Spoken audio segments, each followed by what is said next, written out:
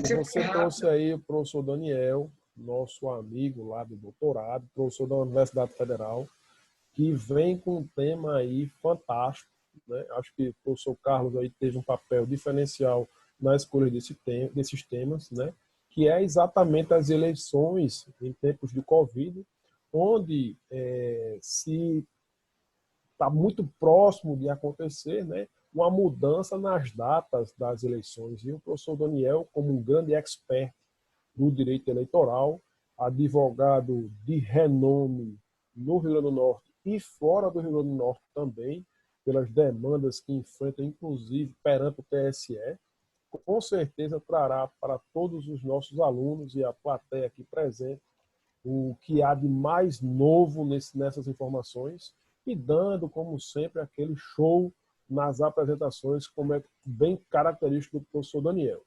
Então, para não termos mais delongas, eu devolvo a presidência dos trabalhos ao professor Evaldo Sampaio, que irá conduzir o próximo webinar, e queria pedir a permissão do professor Evaldo, professor Daniel, para permanecer na sala como ouvinte.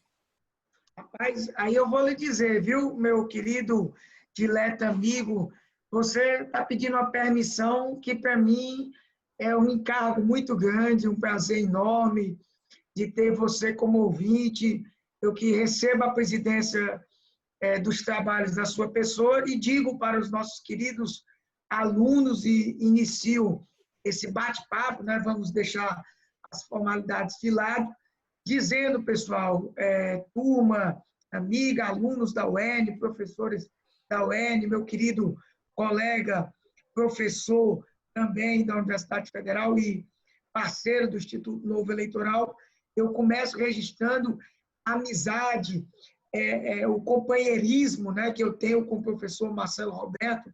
É um amigo e irmão que eu tive o prazer de conhecer em Mossoró. Ele veio primeiro para Natal, acabou, né, vamos dizer assim, o destino me trazendo também de Mossoró para Natal, e eu vim, né, ele passou logo após no concurso também para a UERN, em outra faculdade, acabamos nos encontrando, justamente ele veio primeiro ser professor aqui da Faculdade de Direito do Campus de Natal, e eu vim logo após, e tenho o prazer hoje de ser, evidentemente, professor aqui, né? Eu sou o noviço rebelde, eu sou a situação, o nosso coordenador do curso de Direito, o professor Carlos Sérgio, a qual também homenageio por esse webinar.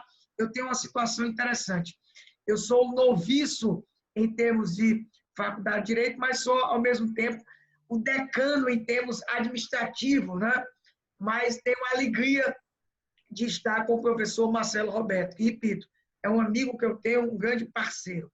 Mas vamos lá, vamos bater papo, vamos cumprir a missão que nos foi imposta pelo professor Carlos Sérgio. Mas antes, inclusive, de começar a temática, junto com o professor Daniel Monteiro, que é outro grande parceiro que a gente tem da Universidade Federal do Rio Grande do Norte, que junto comigo e o professor Marcelo Roberto fazemos o doutorado interinstitucional da Universidade Federal do Paraná. Ele deve estar também, como eu, impressionado que o professor Marcelo Roberto aprendeu rápido os recursos tecnológicos que ontem nós aprendemos na aula de Direito Administrativo na Universidade Federal do Paraná. Professor Marcelo aqui esnobando, né, Daniel? Entre eu e você que não aprendemos ainda com essa paisagem linda, mas quem sabe, Daniel, eu e você um dia vamos aprender para a gente esnobar também para os nossos alunos. Mas brincadeiras à parte, antes da gente iniciar a temática, eu queria também, como o professor Marcelo Roberto e o último palestrante, eu gostei muito, o discente Danilo Queiroz, fazer uma homenagem singela, rápida, ao nosso coordenador do curso de Direito, professor Carlos Sérgio. Sem ele, a gente não teria mais esse evento, mais esse momento de congraçamento, mais esse momento em tempos de pandemia, onde a gente possa divulgar o conhecimento, onde a gente possa discutir ideias, onde a gente possa realmente continuar discutindo os saberes. É importante que a gente não se acomode. Estamos discutindo como vamos retomar a normalidade. É importante que a gente discuta. A gente não retornou ainda porque a gente quer fazer com a maior qualidade possível. É isso que nós, docentes, inclusive, estamos fazendo na Universidade do Estado do Rio Grande do Norte. Quero crer que essa seja a mesma pegada, por exemplo, na Universidade Federal do Rio Grande do Norte. Estamos estudando justamente a melhor metodologia, as melhores plataformas, a questão de como os discentes, evidentemente, terão essa questão de estrutura, a questão justamente administrativa, e todos nós queremos, evidentemente, enfrentar essa pandemia com altivez, para que a gente possa, evidentemente, não ter efeitos piores do que, infelizmente, a gente está tendo. Então, eu registro com muita satisfação mais uma inovação do professor Carlos Sérgio. Eu digo mais uma porque eu tenho orgulho de participar também, coincidentemente, com o professor Daniel Monteiro, com o professor Marcelo Roberto, que já foi uma vez, das lives, que é uma parceria do Instituto Novo Eleitoral com o Direito N Natal, que a gente já tem 16 lives. Na próxima semana já vamos participar de mais 2 e temos mais 5 marcadas, ou seja, essa parceria realmente pegou. Tanto pegou que a gente, evidentemente, está cada vez mais aumentando. Vamos lançar, né, a nossa web, coordenada por mim, pelo professor Carlos Sérgio, pelo professor Sérgio Alexandre. Enfim, a gente está, e mesmo em tempo de pandemia, estamos levando, junto com o corpo discente, eu quero agradecer alunos do projeto de extensão, como, por exemplo, a nossa querida Maria Rita, o nosso amigo que sempre acompanha as lives, Eric Freire. Nós estamos realmente, né, discutindo, mesmo na pandemia, todos esses aspectos. Então, sem mais delongas, eu vou passar a palavra para o professor Daniel Monteiro. Aqui eu estou só presidindo os trabalhos. Claro, nós vamos fazer algumas intervenções, mas o professor vai justamente discutir essa temática geral, eleições em tempo de pandemia. Ele vai abordar justamente todos esses aspectos polêmicos, né? Como, por exemplo, eu vou até dizer para vocês, como o Instituto e como eu e o professor Daniel, a gente tem enfrentado com muita seriedade todos esses temas. Por exemplo, nessa semana, onde as coisas estão afunilando sobre o possível adiamento das eleições, a gente discutiu, olhem só, como tudo muda semana a semana, e o professor Daniel vai realmente explicar para vocês, meus queridos alunos e alunas. O movimento Eleições Seguras foi lançado pela democracia, pela continuidade, que a democracia não pode parar. Nós estamos trazendo um contraponto. Amanhã nós vamos trazer, inclusive, outro movimento legítimo, que quer que as eleições não ocorram esse ano. É o uso do fundo eleitoral para o combate à pandemia. Ou seja, tem 2 movimentos legítimos e a gente vai discutir tudo isso. E o professor Daniel Monteiro vai apresentar ambos esses posicionamentos, vai trazer de modo técnico, coerente, como a Justiça Eleitoral está vendo isso, como são todos esses aspectos. Vocês vão ver isso sob o olhar lúcido, técnico, ponderado, equilibrado e sempre, evidentemente, atualizado do professor Daniel Monteiro. Com a palavra, professor. Boa tarde a todos. Gostaria de agradecer esse convite, especialmente na pessoa do nosso coordenador do curso de Direito, nosso colega que já foi por várias vezes aqui saudado, eu sou Carlos Sérgio, além de um grande professor, é um amigo, foi meu colega do mestrado também no FRN e, sem dúvida nenhuma, continua desenvolvendo um belíssimo trabalho na queridíssima UERN, que, para mim, eu tenho um carinho especial, não sei se vocês sabem, mas por 5 anos eu fui advogado do Núcleo de Prática Jurídica da UERN, a quem eu tive um contato aí intenso com os alunos, os professores, e agora, por mais uma vez, tenho a oportunidade de compartilhar com os demais professores da da UERN, no âmbito agora do curso de doutoramento na Universidade Federal do Paraná. Então, eu me sinto muito feliz, professor Eval, professor Marcelo, pelo convite, por estar de volta, eu posso me dizer assim, na minha casa, na minha antiga e considero eterna casa, que é a UERN, essa instituição tão tradicional, né, que tanto tem trazido desenvolvimento para o estado do Rio Grande do Norte, em especial começando lá pela minha queridíssima cidade de Mossoró, que eu deixo um abraço aqui para todos os mossoroenses, né, e expandindo esse desenvolvimento para todo o Rio Grande do Norte. Então, deixo aqui os parabéns ao professor Carlos Sérgio, professor Eval, professor Marcelo e a todos vocês que estão nos assistindo. Um grande abraço a todos, porque é uma alegria imensa eu poder estar aqui conversando sobre o tema Direito Eleitoral, eleições de 2020, que é, para mim, um tema maravilhoso. Eu sou apaixonado pelo direito eleitoral, tenho o maior prazer de estar aqui debatendo, conversando. Então, já vou aqui introduzindo o tema, porque, de fato, temos muitas questões interessantes a debater e vocês já podem, inclusive, fazendo as perguntas aí no chat, né? O moderador Eval vai passando aí para mim, eu também vou respondendo aqui o que eu puder e, com certeza, nós teremos aí um belíssimo debate a respeito das eleições de 2020. Um primeiro ponto que eu queria colocar para vocês, gente, na introdução, é que o direito eleitoral ele é marcadamente um direito constitucional, né?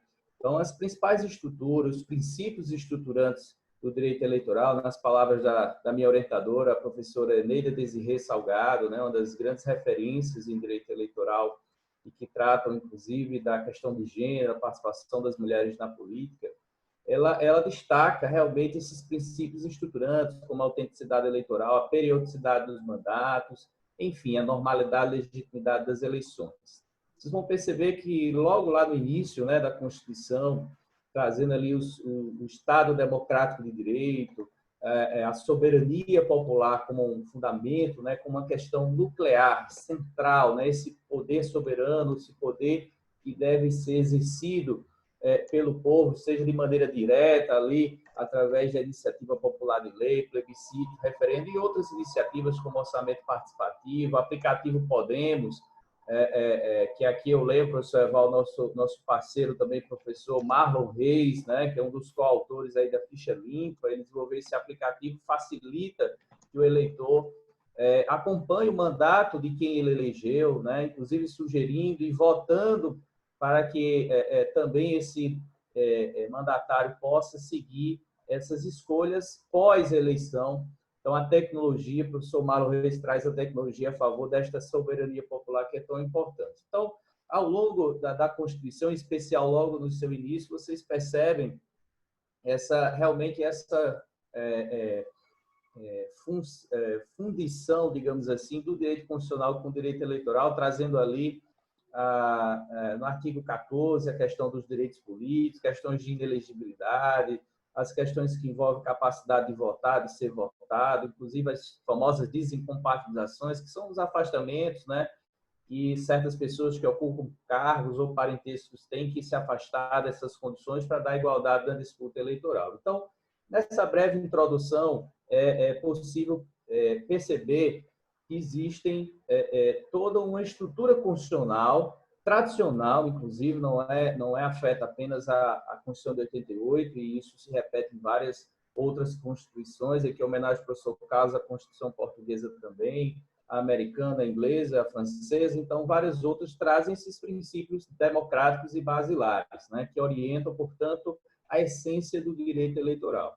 Então, falando do direito eleitoral como essa ciência, né, que pesquisa exatamente o processo, que estuda, regulamenta os princípios e normas que regulamentam a forma de escolha dos candidatos, né, o processo de escolha, o exercício dessa capacidade eleitoral ativa de votar e também de ser votado, enfim, um meio de seleção pelo qual o povo, que exerce a soberania popular, direto ou indiretamente, pode vamos dizer assim, influenciar, decidir, determinar os caminhos que o Estado democrático deve seguir. Esse, pelo menos, é a conceituação teórica, né, em que evidentemente, o direito eleitoral está inserido. E aí, caminhando para uma perspectiva de eleições 2020, eu chamo a atenção para vocês que o TSE, o Tribunal Superior Eleitoral, ele tem realmente uma série de peculiaridades que outros tribunais, que outras justiças não possuem. Por exemplo, ele tem o poder de responder consultas, chamado poder consultivo, né? Então, muitas dúvidas sobre a aplicação da lei antes mesmo da eleição acontecer podem ser tiradas em tese, feitas por algumas autoridades e partidos legitimados, para esclarecer a aplicação antes do que o jogo eleitoral comece de fato, né? Então, nós temos esse poder consultivo. Mas eu queria destacar um poder especial, além do de julgar, de administrar, né? Enfim, de praticar os seus atos internos, que é o poder normativo, né? O poder de normatizar as eleições. Uma das grandes funções do Tribunal Superior Eleitoral e da Justiça Eleitoral é normatizar, é regulamentar, administrar as eleições. E ele faz isso através do poder normativo, que o Código Eleitoral dá poder para que o TSE expeça resoluções, e são resoluções que não são leis, obviamente, que não são fruto de um processo legislativo típico, porém, são o que se diz atos, resoluções com força de lei, né? Não são leis genuinamente, mas têm força de lei e devem detalhar, não devem inovar na ordem jurídica, mas devem detalhar a aplicação das leis gerais, que vão desde a Constituição, uma lei específica de eleições, a lei da ficha limpa, e, vamos dizer assim, um calhamaço de outras leis específicas que compõem esse, vamos dizer, esse núcleo normativo eleitoral. Então, como eu dizia, a Justiça Eleitoral tem esse poder normativo. E por que eu estou tocando, Val, nesse assunto do poder normativo? É porque nós temos um marco central nas eleições, que é a primeira resolução, sempre a que é editada, é o chamado calendário eleitoral. É uma resolução sobre o calendário eleitoral, segundo a qual se estabelece, antes mesmo do ano eleitoral, portanto, ela foi expedida desde 2019, o cronograma de realização das eleições. Lá você vai poder observar, é muito fácil o acesso aí no TSE, na parte normativa das resoluções, dos documentos, que o eixo central de organização desse cronograma é a data da eleição, é onde eu queria chegar.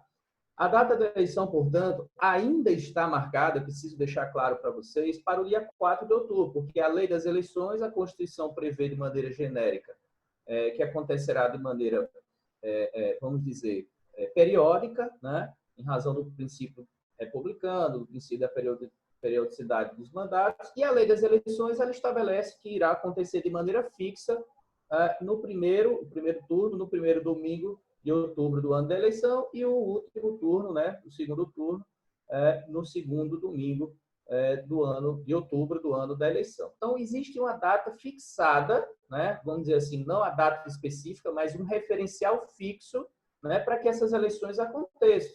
O que é isso, professor Daniel? Para que exatamente as eleições elas não sejam mudadas de data ao sabor ao desejo das conveniências das forças políticas que estão no poder em determinado momento. Então, a lei das eleições ela dá essa garantia ao estabelecer uma data fixa, um referencial fixo, aonde o TSE, evidentemente, através da resolução e do calendário eleitoral, regulamenta essa questão. E aí eu parto para, já caminhando para as eleições de 2020, explicar para vocês que, a partir desse dia da eleição, o cronograma é contado, né, da eleição para trás ou da eleição para frente, né? Então, nós vamos ter, dentro do calendário, vários marcos temporais importantíssimos, que são prazos que os personagens, né, os chamados players, jogadores desse jogo, dessa competição eleitoral, têm que cumprir, sob pena de estarem fora, né, do processo eleitoral. Então, por exemplo, nós temos prazos de desfiliação de 6 meses antes da eleição, que ainda está sendo contado, portanto, 6 meses antes do dia 4, né, do dia 4 de outubro do ano da eleição. Temos prazos para alistamento eleitoral, prazos para desincompatibilização, que vão de 6 meses, 4 meses, 3 meses antes da eleição, até situações de alguns militares que não precisam se desincompatibilizar nesse período antes, apenas no registro da candidatura.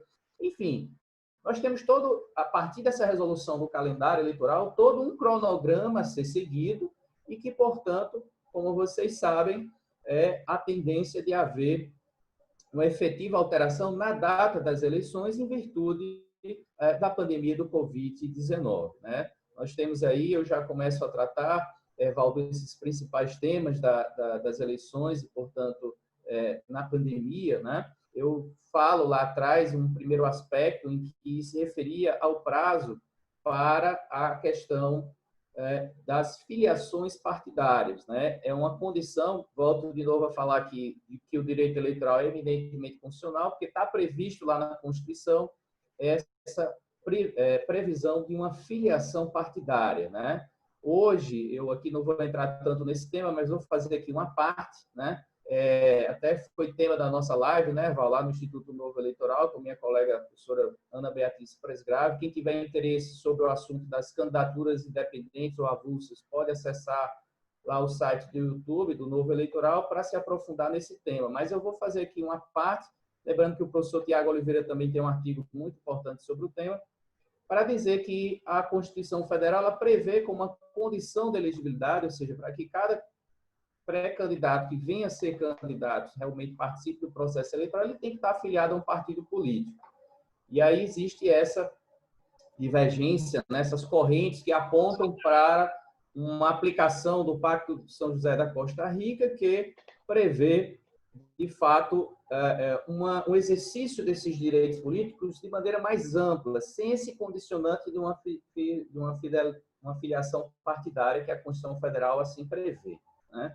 Mas, como vocês vão ver lá na nossa live, para que se houvesse a conclusão que chegamos, né, se houvesse a necessidade de implementar realmente a candidatura independente, teria que ser feito todo um rearranjo, porque o mesmo argumento que serviria para afastar a necessidade de filiação partidária serviria para afastar outros requisitos que também a Constituição prevê e o Pacto de São José da Costa Rica não prevê, né? Mas, enfim, fechando essa parte aqui para dizer que a filiação partidária é uma condição para ser candidato, uma condição de elegibilidade, então o candidato tem que estar filiado e com o seu domicílio eleitoral, uma outra condição também, no local onde ele será candidato, para poder efetivamente ter o seu registro de candidatura deferido. Então, esse é um prazo importante, gerou uma grande polêmica, porque vejam só, a pandemia, seis meses para trás, estávamos ali no auge, né, do que se iniciava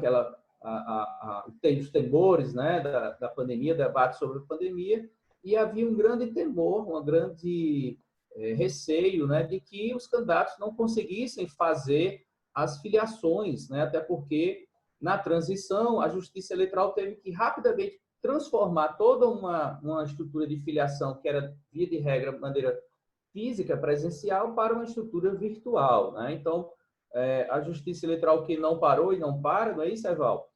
Acabou por adaptar essa realidade e conseguiu, dentro de uma pandemia, viabilizar filiações de candidatos pelo mecanismo virtual, por e-mail, né? Por registro dos documentos de e-mail. Não houve, né, Daniel? Quando você está chamando a atenção, isso aí fique claro.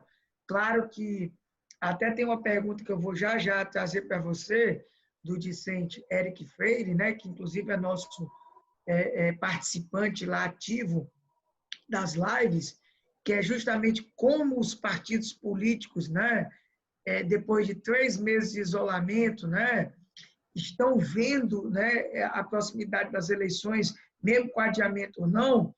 Mas aí é importante essa pergunta que eu vou deixar para você responder, que essa questão do fechamento do cadastro e da questão da filiação partidária, que foi um pouco antes, o pessoal realmente resistiu. Os próprios partidos políticos, os pré-candidatos resistiram.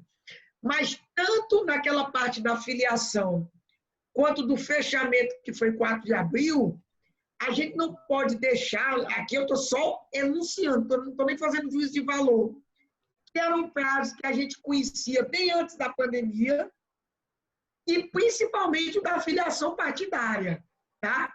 Sinceramente, você pode até ter tido problema para se reunir, tá? com relação aí, vamos dizer assim, poxa, a gente quer se reunir para ver qual é o melhor em relação à questão interna dos partidos, mas, poxa, todo mundo já sabia disso, tanta verdade que a ministra, quando indeferiu no primeiro momento e levaram até o Supremo Tribunal Federal, o início da pandemia estava acontecendo 19 de março, poxa, não dá para reclamar que foi atingido, e já a questão do segundo prazo, que foi 4 de abril, os cartórios eleitorais ficaram online, funcionando direto, e as pessoas que tinham acesso à internet, a maioria esmagadora não reclamou. Verdade. Tudo funcionou normal, com todo respeito. E veja, Val. Você querer agora dizer, poxa, o calendário não foi atingido em nada. Agora, ele vai ser atingido agora. Ele vai começar a ser atingido agora. Por isso que, se você quiser, eu já coloco essa primeira pergunta, senão você continua o seu raciocínio, porque já tem perguntas. Tranquilo, já estava dentro, né? Já estava dentro do que eu ia expor, e aí, até aproveitando essa sua deixa, Erval, que eu cito aqui para vocês, o tema é eleições aí na pandemia, e como nós estamos falando desse calendário eleitoral com os principais atos, eu vou aqui esclarecer para os nossos alunos e ouvintes, mulheres também que estão participando, os principais prazos. Então, qual foi o primeiro prazo lá nessa sequência que venceu? Foi o primeiro prazo do dia 5 de março até o dia 3 de março, que é aquela famosa janela partidária, aonde uma última inovação legislativa que teve permitiu que o vereador que está no final do mandato, né, ou seja, o vereador que já era vereador e vai tentar uma reeleição, ele pudesse, nesse prazo, por isso o nome janela partidária, migrar da sua legenda, né, do seu partido, para um outro que ele entendesse mais adequado com as bandeiras que ele está desempenhando, sem perder o mandato. Esse era o detalhe, né? Então, veja, lá nós tivemos esse primeiro prazo a se vencer e assim foi operado, né? Vejam aí que estava período de março, né? Março, início de abril, início realmente da pandemia. Na sequência, vejam só, 6 meses antes da eleição era o prazo de 4 de abril, né? 4 de outubro a eleição, 6 meses antes, 4 de abril. Portanto, o prazo final para as filiações e transferências eleitorais e alistamentos eleitorais. Como disse bem Erval, a Justiça Eleitoral conseguiu a tempo, né? Eu sou testemunha disso, porque eu tive que orientar alguns pré-candidatos que queriam se querem se candidatar a enviar essa documentação, enfim. A Justiça Eleitoral conseguiu ali, em menos de uma semana, dentro de uma semana mais ou menos, fazer essa migração, inclusive priorizando os pré-candidatos, né, que evidentemente não poderiam ser prejudicados por isso, né? Finalizando aí o outro prazo importante, que eu chamo aqui a atenção, é a questão também do dia 6 de maio, que era o último dia, né, para fazer as transferências eleitorais, Erval citou aí, que também, na minha visão, foram feitas, né, foram feitas a contento. No período agora do dia 20 de julho, né, até o dia 5 de agosto, serão as convenções partidárias. Se não vai mudar a data da eleição, mas vamos ver como vai ficar a questão do calendário, se vai ser modificado ou estendido, né? Mas, em princípio, o último dia para o registro de candidatura é o dia 15 de agosto e o início da campanha eleitoral está ainda agendado para o dia 16 de agosto. Então, a partir daí você tem propaganda eleitoral, dia 4 de outubro, que a gente já sabe vai ser modificado, seria a data da eleição. Então, assim, gente, vocês têm condições de entender que o processo eleitoral é esse encadeamento de atos, né? Inclusive, após a eleição, você tem a fase da apuração, diplomação, e em seguida encerra a atuação da Justiça Eleitoral. Muitos alunos se confundem, porque a Justiça Eleitoral encerra suas atividades, inclusive sua competência, com a diplomação. Questões que envolvem posse, né, de vereadores e prefeitos, isso tudo é justiça comum estadual como regra, tá? Então, seguindo aí, já respondendo diante de tudo isso que eu falei, depois você me diz, Erval, quem é o aluno, mas eu explico que os partidos continuaram fazendo seus atos, né? Ali no início da pandemia, ainda algumas reuniões com as pessoas de máscara, mas em seguida, com a tecnologia, como a que a gente está utilizando agora, migrou-se essas reuniões para, de fato, ao ambiente virtual. É claro que nessa migração, uma ou outra coisa se deixou de fazer, ou uma ou pouca coisa pode eventualmente ter ficado prejudicado, mas, como disse Erval, o Supremo Tribunal Federal julgou a ação que questionava isso, né? e, de fato, não se teve prejuízo, dizendo, inclusive, Eval, que eventuais filiados ou transferências que não se concretizaram, me parece que os percentuais são semelhantes à época em que era feito presencialmente. Então, o brasileiro, infelizmente, é algo cultural, deixa para a última hora, e alguns, não só por causa da pandemia, mas no passado Ou seja, né, acabavam Daniel? também perdendo esses prazos. Se tivesse havido, você foi bem cirúrgico, se tivesse havido algo, vamos dizer assim, extraordinário, diferente, como a gente está tendo a situação excepcional da pandemia, que é o que nós estamos conversando aqui, os números registrados no TSE seriam diferentes, e não foram dos anos anteriores, não é verdade? Perfeito. É a margem que se tem, é a margem normal. O TSE foi até matemático nisso, né? Vamos dizer assim. Exatamente. Então, a resposta aí ao colega que fez a pergunta, os partidos têm se preparado dessa maneira, têm enfrentado também, fazendo as migrações para o ambiente virtual, o uso dos telefonemas, né? Eu até diria, a gente talvez não devesse ter eleição, num caso extremo mesmo, onde a gente não conseguisse usar a internet. Aí, realmente, eu acho que não teria como fazer eleição, porque essa preparação não teria como ser feita, mas de forma nenhuma, muito pelo contrário, a tecnologia tem avançado aí, apesar da redução da velocidade, mas a gente tem trabalhado a contento. Então, acredito que não ter havido prejuízos significativos que possam ter comprometido o processo eleitoral até onde estamos. Até porque a Justiça Eleitoral, a gente vem acompanhando isso, inclusive nas nossas lives lá do Novo Eleitoral, quase que uma cobertura de um campeonato de futebol, né? Todo dia, toda live, toda semana é uma novidade, é um capítulo novo, é um comentário novo, e a gente tem percebido que a Justiça Eleitoral, lá desde cedo, já vinha anunciando as possíveis soluções, já vinha anunciando que em junho ia decidir se ia ter a data da eleição mantida ou não, e é o que está acontecendo, né? Então, ninguém foi pego de surpresa, enfim, havia também um planejamento mínimo nesse sentido. É claro que os partidos políticos que já estavam organizados, que começaram essa preparação desde o ano passado, isso, independente de ter a pandemia ou não, eles estão mais avançados, né? Então, ao colega aí que perguntou, eu penso que não houve maiores prejuízos e eles estão se preparando, inclusive agora, eu já passo aí, não estava comentando esses principais atos das eleições na pandemia, a gente comentou aí a filiação partidária, o alistamento eleitoral, e agora eu passo para comentar a questão das convenções partidárias, né? Como a gente acabou de ver, períodozinho aqui, a partir do próximo mês, né? Dentro do calendário está agendado para acontecer essas convenções partidárias. Para quem não sabe, convenção partidária é uma eleição interna dentro do partido. Para vocês terem uma ideia, qualquer candidato, né, que conseguiu se registrar no processo eleitoral, antes ele teve que passar pelo crivo do partido, uma eleição interna, né, onde o Eval até faz as críticas aí, que muitas vezes é apenas uma formalização do que os donos de alguns partidos, eu não vou generalizar, mas alguns partidos se quiser, apenas indicam, né, para ser formalizado, mas realmente, de fato, existe aí essas circunstâncias, né, Val? Você que até como juiz acabou constatando isso. E se você me permitir, após a sua fala, eu já vou abrir um contraponto, porque eu sei que você vai enunciar a posição já firmada pelo TSE, que aí é objetiva, e eu faço o contraponto do que existe na realidade, vamos dizer, fática. E aí, o que decidiu o TSE em tempos de pandemia, porque é importante que a gente faça esse contexto, né? O TSE decidiu algo por causa da pandemia, mas como era antes, a gente tem que fazer o antes, o da pandemia, e fazer esse contexto geral, inclusive dentro do ambiente do que a gente tem hoje da chamada pré-campanha, né? Perfeitamente. Outras questões que foram muito bem discutidas, né? Afinal de contas, a pré-campanha. Esse período que antecede, né? A gente, pelo calendário, só é possível fazer campanha eleitoral, significa dizer pedir voto expressamente ao eleitor, a partir do dia 16 de agosto. A gente vai ver com a PEC se isso vai mudar, vai ser estendido ou não, né? Porque também ela tem como referência a data da eleição.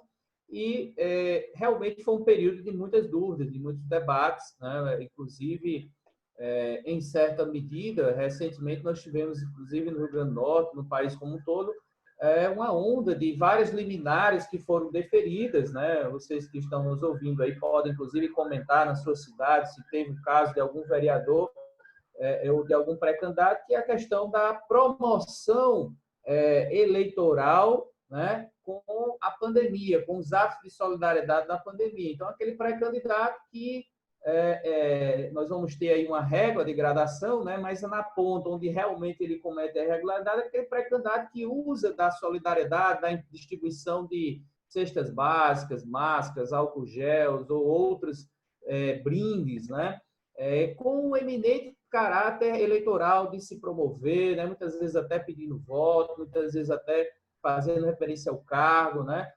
Então, esses casos extremos, sem dúvida nenhuma, a Justiça e o Ministério Público têm combatido bastante, né? Porque entendem ser uma propaganda eleitoral antecipada, né? E que causa desequilíbrio nas eleições, pode causar esse desequilíbrio nas eleições. Então, várias liminares foram deferidas aqui no Rio Grande do Norte em diversas cidades, inclusive na capital, região metropolitana, região do Mossoró, e outras tantas também pelo Brasil afora. Mas, dentro da regra que eu havia falado, também há casos em que não, em que o vereador já fazia aqueles atos solidários, já existiam as atividades do mandato com o assistencialismo, né, que é muito comum, sobretudo nessa ponta que é o vereador, a quem aqui eu mais uma vez elogio, né, a figura do vereador é realmente a base do sistema político, aquele que está mais perto ali do cidadão, que realmente precisa. Então, deixo aqui também meus parabéns a todos os vereadores e vereadoras, né, pela essa função excepcional que exercem dentro do sistema político. Mas, com muito cuidado, na pré-campanha, realmente tem que se ter cuidado para não exacerbar. E aí eu lembro de um tema que é o que eu pesquiso na minha tese de doutorado, já venho pesquisando há alguns anos, nós temos um grupo de pesquisa em direito eleitoral da UFRN, aqui eu aproveito a audiência para também, junto com um grupo de pesquisa do professor Armando, nós já fizemos eventos lá junto com a professora Desirê, então os alunos que tiverem interesse podem nos contactar para participar desse grupo de pesquisa, junto com o grupo de pesquisa do professor Armando também, que fala sobre cidadania, e a gente tem desenvolvido temas, inclusive o compliance nasceu desses estudos lá do grupo de pesquisa em direito eleitoral da UFRN, né? Então, de fato, lá nós temos trazido ali várias colaborações e fica o convite aí para quem quiser participar. Então, dentro desse tema aí das principais questões da pandemia em meio à eleição, nós temos aí, já falamos de filiação partidária, já falamos de alistamento, já falamos também de pré-campanha, de janela partidária. Falamos agora recentemente, né, sobre a questão também da pré-campanha, né, e agora especificamente sobre as convenções partidárias, como eu dizia. Foi feita uma consulta ao Tribunal Superior Eleitoral, lembrando a vocês no início da minha fala, né, que tem esse poder de consultar, de responder a perguntas em tese, e ele sinalizou no sentido de ser, sim, possível fazer as convenções partidárias em meio virtual. Né? Ele pretende em breve editar uma resolução disciplinando os detalhes em que devem ser obedecidos, mas os partidos, de novo, respondendo à pergunta do colega, já estão se preparando para isso, né? Já estão montando ali uma sala, um equipamento, uma internet boa para realizar essa reunião virtual onde será feita a convenção. Lembrando que convenção não é comício, convenção não é campanha eleitoral, convenção é um ato formal, cartorário, que tem que ser registrado, e os convencionais, ou seja, aquelas pessoas que ocupam ali a direção e têm poder na forma do estatuto para eleger e votar, portanto, nos pré-candidatos, eles se reúnem virtualmente e deliberam. E disso surge uma ata que vai formar o DRAP, que é um demonstrativo de regularidade de atos partidários, e sem isso não tem como registrar nenhum candidato, já que eu falei para vocês, né, antes, que na Constituição tem que ter o requisito da filiação partidária. Então, vejam, é um ato muito importante, havia uma preocupação realmente da sociedade, dos personagens, de como seria feito isso. E agora, mais uma vez, o TSE, de maneira inovadora, aberta, né, antenada à tecnologia, permitiu, em nome desses princípios constitucionais, né, do acesso aos cargos públicos, né, da própria autonomia partidária. Então, essa resolução não deveria interferir nos detalhes de como o partido deve se organizar, mas sim nos detalhes de como o fruto desse ato partidário será recepcionado pela Justiça eleitoral. Então, fechando mais um tema relevante da pandemia, gente, nós temos sim a possibilidade, a partir do próximo mês, de serem realizadas as convenções partidárias, né? Eu até aqui destaco, gente, é muito importante isso. O processo eleitoral específico, né, vamos dizer assim, a competição, né, o campeonato eleitoral, ele começa com esse prazo das convenções partidárias, certo? Então, ele começa com as convenções partidárias e termina com a diplomação. São esses dois marcos que caracterizam o processo eleitoral específico. O processo eleitoral amplo, né, faz parte aí os alistamentos e outros atos de preparação, mas o específico, né, o para valer, ele começa com as convenções partidárias. Então, o recado que eu dou aqui, Eval, é que já a partir do próximo mês nós teremos o start, né, o início do processo eleitoral com as convenções partidárias virtuais. Você me permite aí uma breve, né? Eu sei que eu estou na condição de presidente, mas um presidente metido, enxerido, até para contribuir um pouco, sobre as convenções partidárias virtuais, como você bem colocou. Quando a gente começou a debater isso, eu e você, e pode ser que alguns amigos aqui que estão acompanhando as nossas lives, né, tenham percebido, a gente começou a debater num momento diferente do que é hoje. Hoje, bem ou mal, você pode ficar à vontade para fazer suas críticas, é assim que a gente convive no Estado Democrático de Direito. Hoje já é uma realidade. O TSE decidiu que as convenções partidárias vão ser realizadas de forma virtual. Por que isso, professor? Primeiro, porque o TSE não tem esperado por ninguém. Isso tem que ficar claro. O TSE tem feito a sua parte. Não é o TSE que vai decidir pelo adiamento das eleições. Isso as pessoas têm que compreender. Nós não podemos transferir as responsabilidades. Quem tem que decidir pelo adiamento das eleições é o Congresso Nacional. O TSE ele tem que cumprir o calendário eleitoral, porque está na lei. E juiz não tem vontade nenhuma. O juiz constitucional, ele faz valer o que está na Constituição, está na lei. A lei prevê o calendário eleitoral, a realização das convenções. Ora, como a gente está no meio de uma pandemia, a gente não pode fazer a convenção de forma presencial. Aí alguém vai chegar, e aí é meu contraponto, talvez aqui com o Daniel, alguém vai chegar e vai dizer, professor, não tem sentido nenhum. Como é que nós vamos fazer uma convenção partidária onde o povo tem que estar reunido, onde os partidários têm que estar reunidos, onde inclusive os filiados de um partido e de outro têm que estar reunidos, tem que fazer aquela festa, tem que fazer aquela espécie de comício, né, antecipado, aquela coisa toda que a gente conhece no interior. Aí você vai para o interior pequeno e é aquela algazarra, aquilo todo, aquela loucura que se vê, Ave Maria, a cidade para e tudo mais.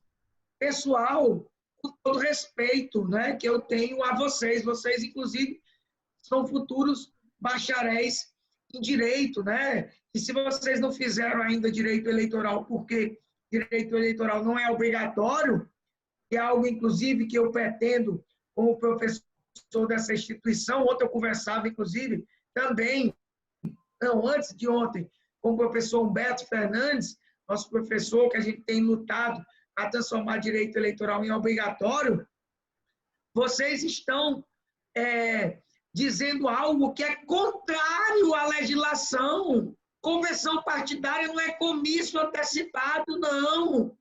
Não é um ato externo. Não é.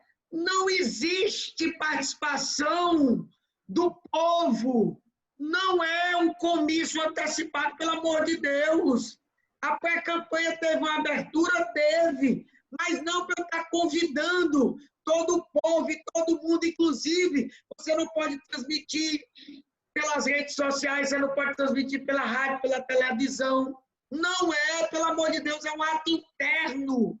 Interno. no máximo, se é coligação majoritária que ainda permite coligação, de alguns partidos para você escolher dentre os pré-candidatos ou possíveis entre partidos que estão coligados, quem são os que você vai democraticamente escolher e não fazer o que acontece na maioria dos casos. Os donos do partido é quem escolhe em salas fechadas ou o dono indica: ei, você é o meu candidato. Então, as convenções são o quê? Homologatórias. E você vai fazer festa. Eu já cheguei como juiz eleitoral, está lá no meu livro, inclusive, que para quem quiser lançar, nós vamos fazer um grande lançamento na nossa plataforma, Abuso do Poder nas Eleições, triste realidade da politicagem brasileira. Vocês vão ver lá. Várias vezes quem foi, fui eu, não foi ninguém, não. Eu posso ir, inclusive, quando eu era juiz eleitoral, poder de polícia. Eu chegava lá na convenção com a relação dos filiados daqueles partidos que estavam coligados, digamos, 6, 7 partidos. Eu ia com a minha equipe, pegava a relação atualizada no site do TRE, daquele município que eu estava exercendo o meu poder de polícia, quer saber o que eu estou fazendo de errado, com a minha equipe de fiscalização, e para eu encontrar um filiado daquele partido, naquela convenção, era uma dificuldade. Eu não encontrava ninguém, era um comício antecipado. E você acha isso certo, Daniel? Era uma festa, inclusive, eu encontrava cachorro-quente, picolé, hambúrguer, pizza. Quando eu chegava lá no pelo amor de Deus, era uma festa, era todo mundo. E para me encontrar um filiado do partido, eu não encontrava. Que diabo é isso, homem? Eu apliquei multa em todas essas convenções partidárias e não foi mudada uma. Olhe lá no meu livro se foi mudada uma decisão minha. Agora, essa é a realidade do que faz com as convenções partidárias. Aí vem agora, em tempos de pandemia, e nós vamos fazer uma convenção séria, que a convenção virtual só vai entrar naquela convenção que é filiado, inclusive eu vou poder sair a dignidade para fiscalizar. O juiz vai ver. Aí sim a gente vai ter a efetiva democracia interna e a deliberação. Nós estamos dando um passo, a pandemia está ajudando a gente, a democracia interna, com todo o respeito que eu tenho. E quem quiser se aprofundar no tema, porque eu não sou palestrante, já fiz para me aprofundar, veja os meus textos no meu site. Eu vou botar aqui. Eu vou pedir licença e botar aqui. Meus 12 textos. Eu não vou botar os 12, mas vou botar o último, que tem os 11 links para compreender o que é pré-campanha e o sentido do que é pré-campanha, e não antecipar a própria campanha. Muito bem, Val. Eu até fazendo sempre a ressalva que sempre faço, né? É evidente que essa posição que você colocou, ela não se aplica a todos os partidos, né? Nós temos realmente alguns partidos aqui. Eu até também sugiro que os alunos acessem um estudo que a professora Desirê fez sobre o índice de democracia partidária, né? Então, ela analisou os estatutos aí dos principais partidos. Os estatutos, é claro que o recorte foi os estatutos, e lá ela pôde fazer uma avaliação a respeito desses partidos que tinham estatutos mais ou menos democráticos, né? Então, sim, nós temos partidos, tem convenções partidárias, existem de verdade, de maneira democrática, mas no interior realmente nós temos essa cultura, né, de desvirtuar, não só no interior, já vi casos também em capitais ou cidades metropolitanas, né? Isso aí vai depender dos personagens, do ímpeto de abusar do poder nesse período. Então, Val, certamente aqui eu também recomendo a leitura, quem puder adquirir o livro do professor Eval, ele faz parte aí também dos meus estudos, né? E realmente ele relata, inclusive, esse abuso de poder, que não é só na campanha, muitas vezes, e frequentemente acontece antes da campanha. É um outro dado aqui que eu queria chamar a atenção, Eval, que é em relação aos alistamentos, embora a gente tenha falado que não houve maiores prejuízos, né, aparentemente, diferentes do que já acontecia em outras eleições, é sabido, ser frequente os casos de denúncia de transferências e alistamentos eleitorais fraudulentos nas eleições municipais, né? Então, muitas vezes, a estratégia dos malfeitores nas eleições é de transferir o gado, como se chama os eleitores, né, grande quantidade de eleitores para determinado município, para favorecer a eleição, e ali praticamente se consegue decidir algumas campanhas. Nós tivemos até a alegria de, há alguns anos atrás, propor uma tese nova, onde a AIGE, que é uma das principais ações, né, Ação de Investigação Judicial Eleitoral, nós propomos a tese de que esse abuso de poder político e econômico, ou seja, dar cargo, terreno, dinheiro, pagar pessoas para transferir grande quantidade de eleitores para um determinado município, gera, sim, abuso de poder político e econômico, mesmo que tenha sido utilizado as transferências eleitorais. Então, foi uma tese inovadora que nós deduzimos há alguns anos. O lead case é o caso de Passagem, posso até colocar também aqui o acórdão para vocês, e a partir daí, no Tribunal Superior Eleitoral, ele mudou a jurisprudência com esse caso, né? Nós ganhamos lá tivemos a felicidade do Judiciário acatar a nossa tese no primeiro, segundo e no TSE, e a partir daí mudou a jurisprudência, que até então apenas relacionava a parte criminal e não fazia gerar as cassações. Então, a Justiça Eleitoral vai evoluindo com esses casos, é um caso mais importante de abuso de poder, está relacionado à pandemia, e, em específico, na pandemia, nós tivemos também as transferências virtuais. Eu chamo a atenção para quem aqui, algum aluno que também está envolvido em campanha ou pré-campanha, né? É muito importante aí dentro do direito eleitoral você estar atento para um detalhe, que é a divulgação pelos cartórios eleitorais das listas de pessoas que tiveram deferidas e indeferidas as transferências e alistamentos eleitorais. Professor Daniel, por que isso é importante? Porque é através delas que vocês vão ter o primeiro passo para caracterizar esse abuso que eu acabei de citar, como foi lá no caso da cidade de Passagem. Só para vocês terem ideia, eram cerca, né? Eu vejo aqui que a Ivana Dantas está por aqui também, né? Amanda Brasil, Djasso, Felipe, enfim, muita gente, Natália Castilho. Vocês vão perceber que é através dessa listagem onde se impugna essas transferências e a partir daí começam-se a evitar, dentro daquilo que eu chamo do compliance eleitoral, de uma prevenção, os abusos de poder no período eleitoral.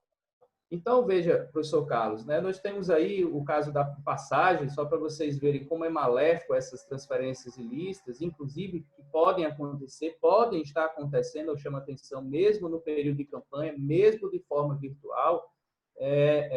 Naquela cidade havia cerca de 2.000 habitantes, por dados do IBGE, e a Justiça Eleitoral estava identificando cerca de 4.500 eleitores. Eu vou repetir, eram 2.000 habitantes pelo IBGE e 4.500, próximo de 4.500 eleitores. Então, era mais eleitor do que habitante na cidade, e isso realmente chamou a atenção, e houve, enfim, a cassação, e isso gerou uma mudança, inclusive, jurisprudencial. Então, isso é importante, como eu estava dizendo, dentro das convenções partidárias, e o tema do compliance eleitoral, Marcelo sabe que eu pesquiso isso, compliance é uma nova tecnologia jurídica. Ela nasceu no mundo corporativo dos Estados Unidos, na Inglaterra, veio para o Brasil, inclusive, com a lei de anticorrupção, ficou muito forte, né, no compliance criminal, penal, em razão inclusive da Operação Lava Jato, mas também evoluiu para outras áreas, o compliance tributário, compliance empresarial, contábil, e nós, lá no grupo de pesquisa, mais uma vez eu convido os alunos a participarem, passamos a desenvolver esse conceito embrionário, né, na forma como a gente coloca um conceito inovador de compliance.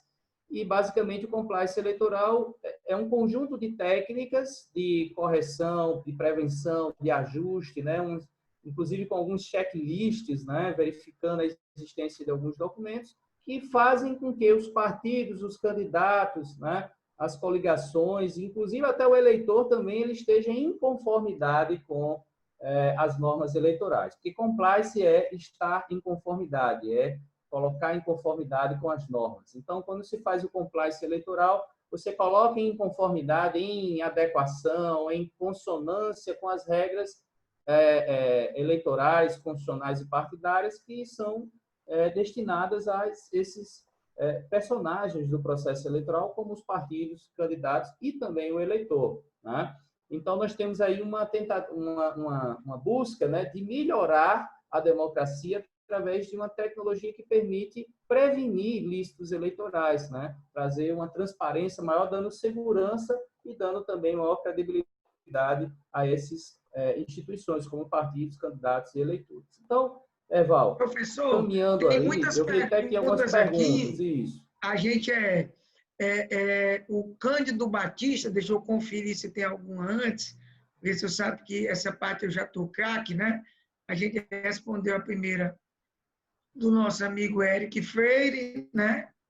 Nosso amigo Eric Freire, pronto. E agora, Eu acho que é Cândido o próximo. a do nosso querido aluno Cândido Batista, né? Ele pergunta, professores, os senhores não acham que essas campanhas, possivelmente online, podem prejudicar substancialmente o exercício da cidadania através dos votos, pois os candidatos não poderão exibir suas propostas para 100% da população? Eu deixo você falar primeiro, até como o expositor principal, e como ele falou, os senhores, né? Então, claro. Me perdoe, Daniel, ele perguntou para mim também. O Marcelo já está rindo aí, ó. Marcelo é fuleiro, viu? Ele já vai dizer que eu me meti na palestra do professor Daniel. Isso é um Daniel responder aí com tranquilidade. Aí, ó. Pelo amor de só porque ele olha só, é o ping-pong que é interessante, né? Os dois pontos de vista aí, até para o seu caso também, pode até dizer um pouco como é lá em Coimbra, lá em Lisboa, né? Como é que são? Eu vou até já fazer essa pergunta indireta aí para o seu caso, puder dar alguma sugestão de como são as eleições. Meu amigo, mas lá. É um galado, viu? É. Mas olha só, gente, Cândido, né? Cândido Batista, parabéns pela sua pergunta, né? Uma pergunta bem interessante. Primeira reflexão que eu faço com você é a seguinte, né? Será que no período de eleições sem pandemia já não havia uma limitação com relação à propaganda eleitoral? Vou fazer a seguinte reflexão. Será que a propaganda eleitoral fora da pandemia chegava a 100% da população? É uma primeira reflexão que eu coloco.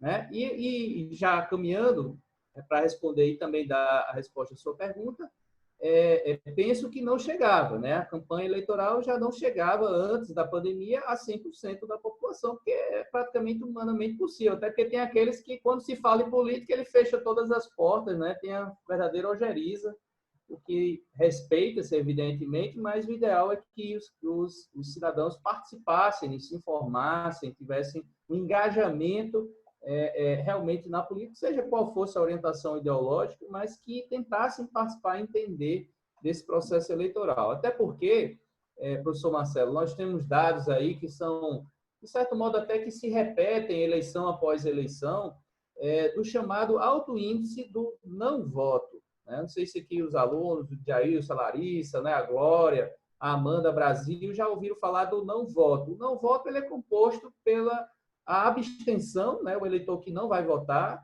pelo voto branco e pelo nulo. Então, esses três categorias é o chamado voto não voto, né? É aquela posição marcada de se ausentar ou de ir e se posicionar de maneira neutra ou sem interferir mais significativamente no processo eleitoral. E o que eu quero dizer é que essa ausência, inércia, é claro que existem outros fatores, mas esse não voto, em muitas situações, tem sido maior do que a quantidade dos votos obtidos por quem é eleito, né? No caso, por exemplo, de alguns prefeitos de capitais, né?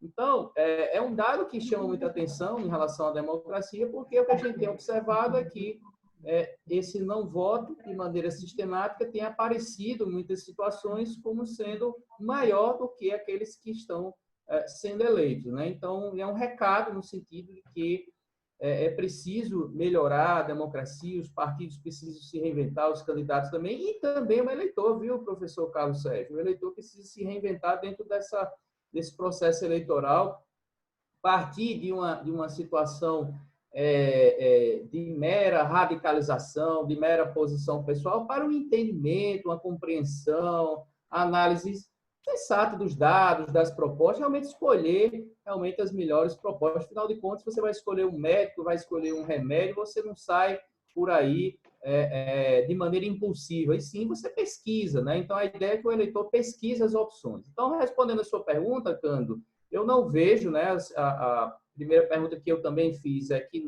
a propaganda não chega a toda a população. A segunda, que é a sua, eu entendo que não há um prejuízo substancial, né, porque dentro do projeto das conversas que estão sendo realizadas quanto à prorrogação da data, a proposta de ou aumentar o prazo de propaganda ou o tempo da propaganda eleitoral gratuita de rádio e de televisão, que, em tese, poderia atenuar um pouco essa alegação, né, de dificuldade do contato físico. E o detalhe também é que se espera, né, se tem a expectativa, segundo, inclusive, o grupo de trabalho do TSE também orientou os médicos, os quais o presidente Barroso consultou, de que haverá ali um declínio, né, nesse período, que teriam condições materiais, claro que não as exatas condições de um período sem pandemia, isso é óbvio que nunca será assim, né?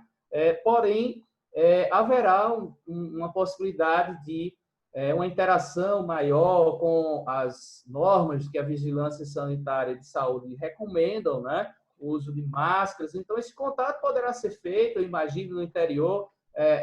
Eventualmente, nesse período, carreatas poderão ser feitas, né?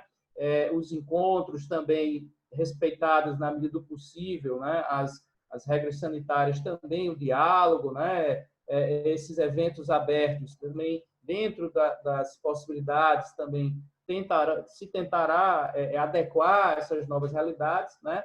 E eu penso que será construído, né? Se a gente fizesse a pergunta das soluções que foram encontradas até hoje, no começo do ano, no começo da pandemia, a gente não poderia afirmar com certeza, mas houve criatividade, houve empenho, houve estudo e soluções foram dadas. Então, eu penso que prejuízo pode haver, é indiscutível, pode haver, mas prejuízo substancial, pelo menos no horizonte que nós vamos observar, porque amanhã mesmo ou daqui uma semana a gente pode ter um pico inimaginável e perdurar por mais tempo. Aí vão dizer, o professor Daniel disse que dá para fazer tranquilamente. Não, eu estou dizendo que hoje, dia 18 de junho, no horizonte que nós temos e baseado nos estudos e médicos, inclusive, que foram consultados pelo grupo de trabalho, pelo ministro do TSE, e que será debatido também lá no Congresso Nacional, há esse horizonte de uma segurança mínima de maneira a viabilizar a eleição para novembro, né? Então, respondendo aí a sua pergunta, eu penso que não há assim, um comprometimento substancial, 100%, já que já não existia essa propaganda 100% para a população, e se houver uma redução, outras alternativas serão criadas, né, para compensar algumas limitações. Você vê, né? Aí...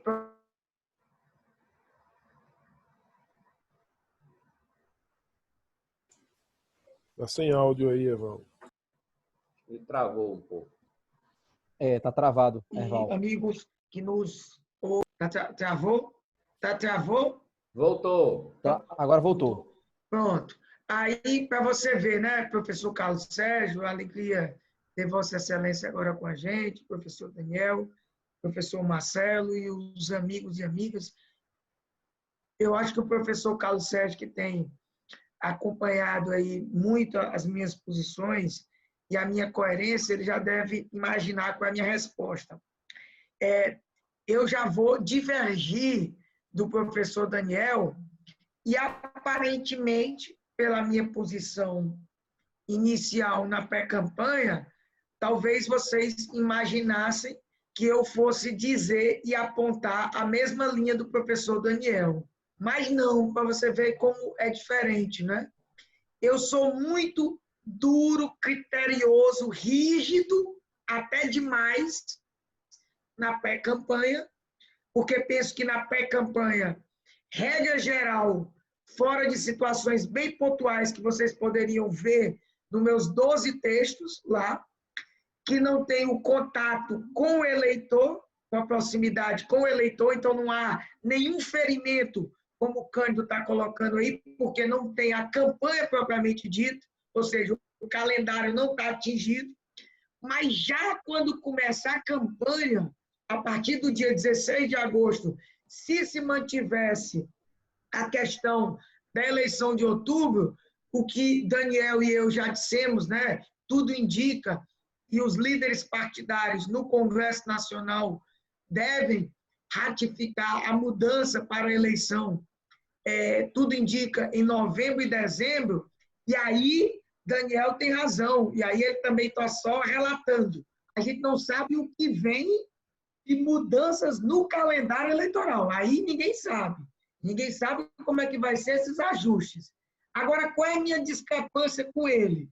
É que fazer uma eleição em que a campanha seja totalmente virtual, ou a maior parte virtual, como o Cândido está dizendo, eu vou discrepar com o Daniel, porque, para mim, eleição é contato, inclusive conhecendo a realidade das eleições.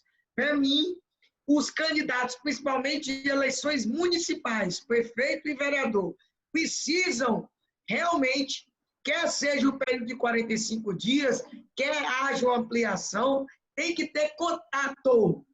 Agora,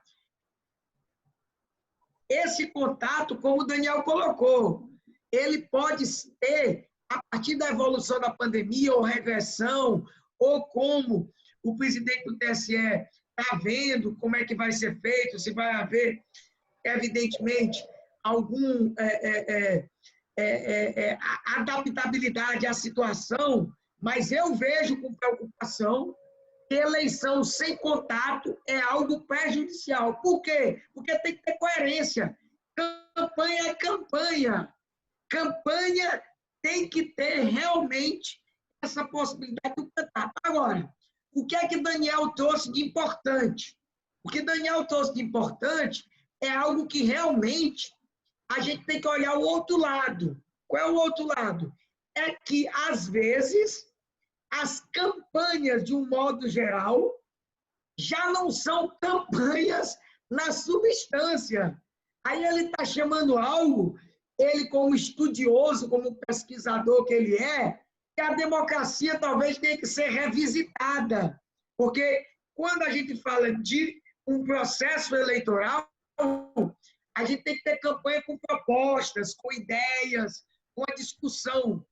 Aí ele diz que, como a gente já não tinha, pode ser que nesse período de não ter o contato, a gente possa ter essa campanha de outro modo. Aí é outra visão. Só que a campanha que candidatos a vereadores e prefeito conhecem de contato, ela vai ser, sim, prejudicada. Agora, como é que a gente vai ver isso? Ninguém sabe, porque realmente a gente não pode fazer exercício de futurologia. Isso tem que ficar muito claro. Vamos aguardar as coisas.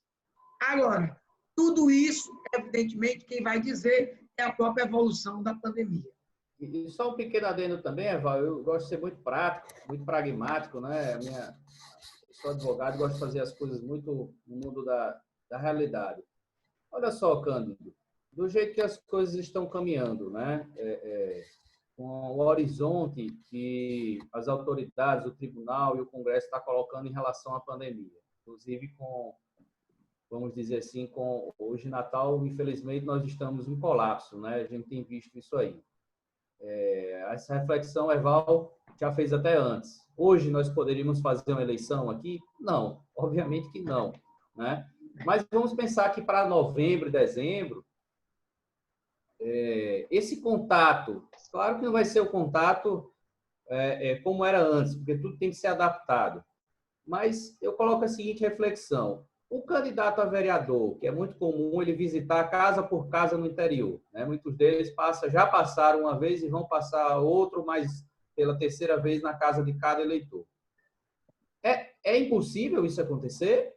Penso que não. Esse que seria o corpo a corpo, um dos principais atos eleitorais que eu vejo, além dos comícios e carreatas e na internet, esse contato, o pré-candidato pode ir à casa do eleitor e manter a distância de segurança de 2 metros, enfim, utilizar-se ali, apresentar a sua proposta, né? Enfim, como ele fazia no passado, mas de maneira adaptada. Então, sendo prático, eu não acho que a eleição vai ser exclusivamente virtual, porque nunca foi e nunca será. Nós teremos aí, inclusive, as propagandas gratuitas de rádio e de TV, E acho que, na prática, eu volto a dizer, observadas as normas de segurança de vigilância sanitária e de saúde, alguns atos poderão ser feitos também, né? E aí, é claro que com a orientação, a equipe de campanha vai ter que ser cautelosa, né, para evitar as aglomerações e usar as máscaras e usar as proteções que sejam necessárias, né, o álcool gel, o spray, enfim. Penso eu de que nesse horizonte, eu não estou aqui estimulando, né, que as pessoas ou ignorando as situações que existem, porque, inclusive, Erval, até aqui colocando, possa ser que remarque a eleição, tudo se prepare e 1 ou 2 semanas antes da data marcada nós temos, Deus me livre que aconteça, mas pode ter um pico absurdo do novo vírus, que chega a inviabilizar. Possa ser que os mesários, enfim, os personagens, os advogados, os pré-candidatos adoeçam e não possam.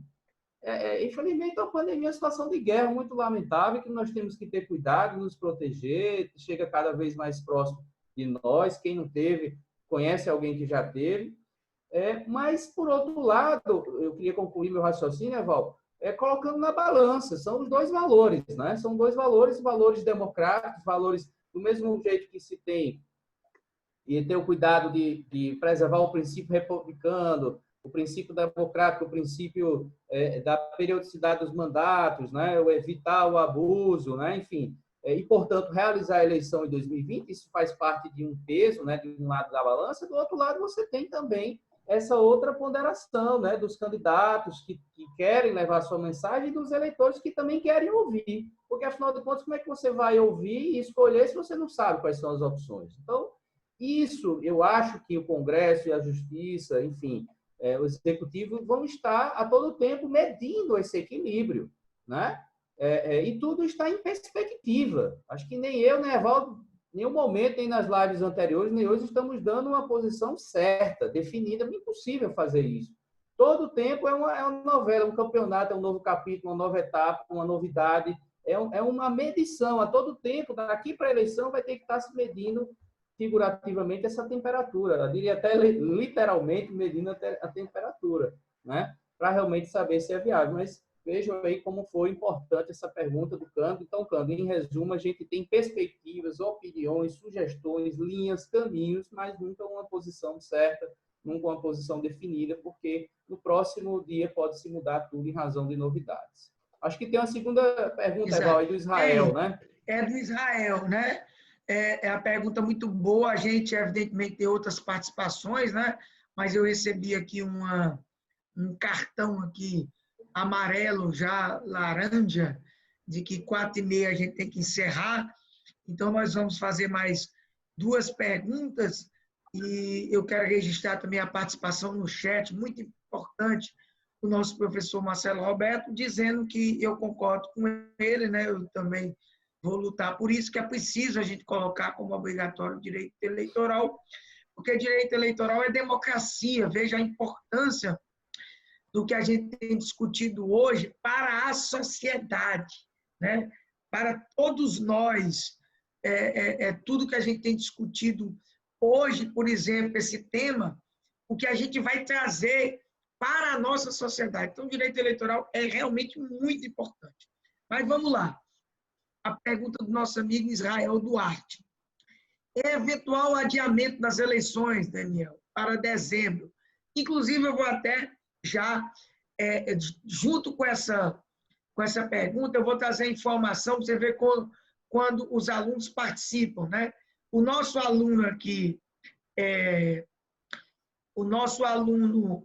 quem foi, rapaz? Eu não sei quem foi, mas ele já trouxe a informação de que o Colégio de Líderes, né, decidiu já que foi fechado a proposta do primeiro turno. A gente vai, inclusive, trazer amanhã, né?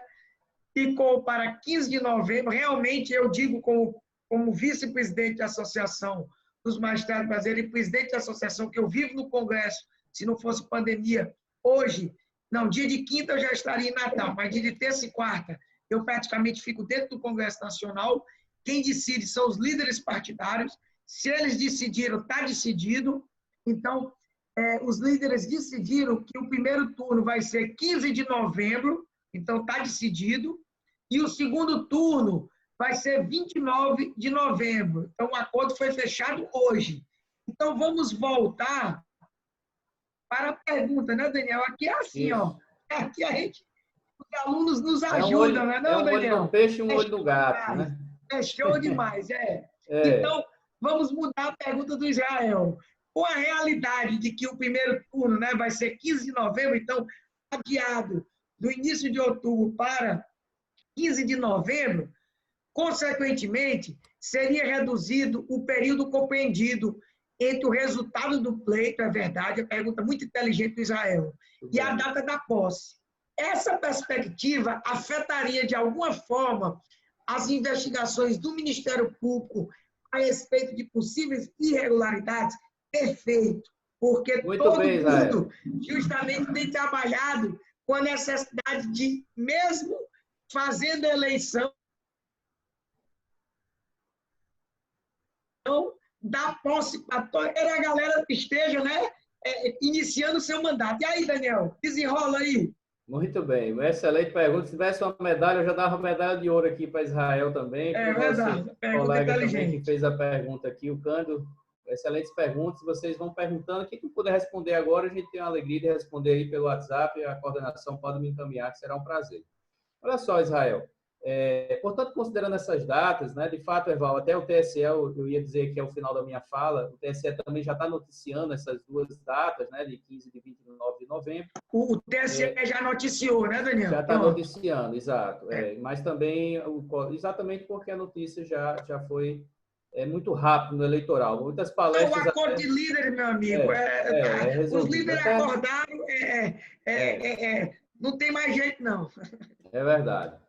Enfim, olha só, o TSE, quando mandou, vocês vão lembrar que desde antes do presidente Barroso assumir a presidência, ele já fazia algumas sinalizações, né? Prevendo, inclusive, que em junho iria sugerir, na verdade, mediante o estudo técnico, o que o Tribunal Superior Eleitoral era capaz de tecnicamente viabilizar, ou seja, qual era a janela, o período de realizações, né, com a prorrogação, que o TSE, mesmo diante da prorrogação, ainda conseguiria implementar os prazos oficiais do calendário eleitoral que eu tanto falei para vocês. Né? Então, eles encaminharam uma janela de prazo, dentro desse período foi definido agora essas duas datas, e se foi assim encaminhada a janela, porque o TSE ele planejou e garantiu que irá cumprir todos os prazos e atos processuais. Então, isso é o primeiro ponto. Inclusive, em relação à flexibilização, tem uma regrinha para os candidatos serem diplomados, as prestações de contas são analisadas, né? Então, ele até antecipou que isso poderia ser flexibilizado e, em um segundo momento, ser analisado. E eu vou acrescentar à sua pergunta que muitos prazos de ações importantes, como a AIME, que foi a ação de impugnação do mandato eletivo, uma ação constitucional que o professor Carlos conhece bem, foi, inclusive, objeto do meu estudo na dissertação do mestrado, ela tem como referência... Que nós vamos lançar, se Deus quiser, o livro do professor Daniel pelo Instituto Novo Eleitoral. Perfeitamente, Eval. Bem lembrado, estamos aí finalizando as últimas atualizações. Vejam que todo dia tem novidade, né? Eu tenho um livro de eleitoral para lançar desde 2006, professor Carlos. Eu não consegui lançar ainda porque não consegui. A rapidez das mudanças era maior do que minha capacidade de atualizá-las, mas ainda tem um sonho de Quando você fechar, já mandar para a editora, porque no outro dia já desatualiza. Você não tem É verdade, tem que ficar fazendo as emendas aí. Carlos Sérgio, eu queria dizer que eu fiz isso, viu, Carlos Sérgio? Aí eu não olhei mais nada, eu fiz isso com a minha tese também. Quando eu ia entregar minha tese, quando foi uma semana antes, o direito português mudou muita coisa. Aí você não olhou mais nada, né, aí eu só fiz essa última atualização e como estava em curso as mudanças, eu fechei logo e entreguei. Pronto. Boa dica. Agora vai sair outro livro. Mas vamos lá, olha só, Israel. Então, você pergunta o seguinte, objetivamente. Com essa redução, né, do período compreendido entre o pleito e a data da posse, iria afetar as investigações do MP a respeito das irregularidades? Olha, afetar, nós temos que admitir que afeta, né? Porque, afinal de contas, não é o mesmo prazo, as mesmas condições que existiriam sem uma pandemia. Entretanto, muito se tem falado do novo normal e desse direito da pandemia. Então, tudo tem que ser encaixado na excepcionalidade de uma pandemia. Então, a pergunta até que eu faria é se dentro da excepcionalidade da pandemia haveria um prejuízo concreto, aí eu já responderia que não, né? Porque a gente deve comparar igual com igual. A gente não tem como comparar um período de pandemia com um período em que não era pandemia, né? Que evidentemente se tinha uma tranquilidade, um prazo bem maior. Porém, mesmo dentro da pandemia, eu penso, Israel, e aí até o motivo pelo qual eu também sugeri a medalha de ouro, né? É que essa sua pergunta valoriza muito o que eu estudo, que é o compliance eleitoral.